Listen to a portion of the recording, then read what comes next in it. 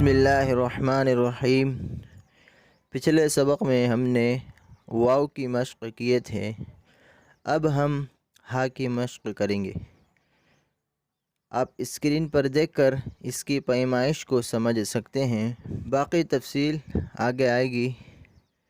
आइए बढ़ते हैं मश्क की तरफ।